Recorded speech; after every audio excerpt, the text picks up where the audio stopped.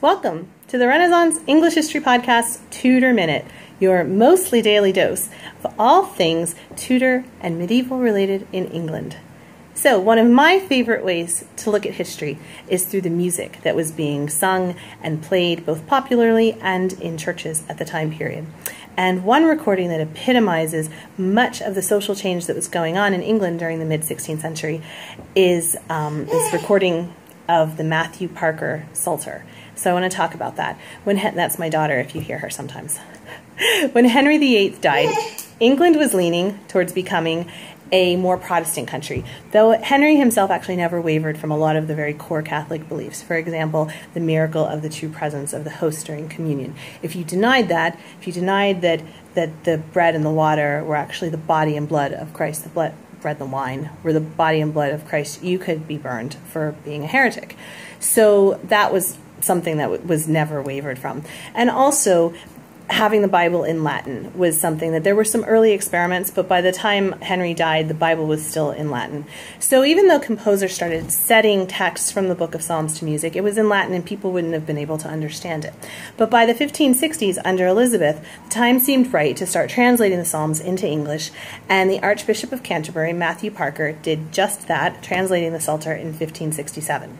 He published it with a collection of 9 tunes that had been composed by Thomas Tallis. He was a giant of the English Renaissance music scene, and I'm sure we will talk about him again. The idea that Parker had with this collaboration was that people could sing the Psalms rather than merely recite them, which would give them a deeper relationship with the words. And it's kind of this early PR stunt of bringing together this giant in music to support the radical notion that ordinary people could not just understand, but really be touched and moved and inspired by words in the Bible. And it demonstrates a real core Renaissance idea of making learning and a relationship with divinity something that's available to many more people.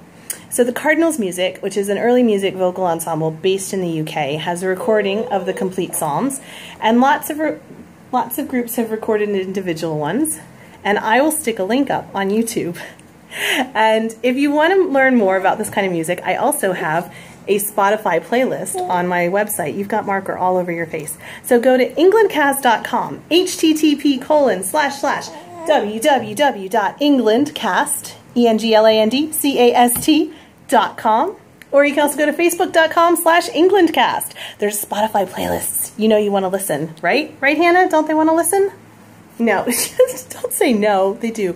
Bye. Say bye, Hannah.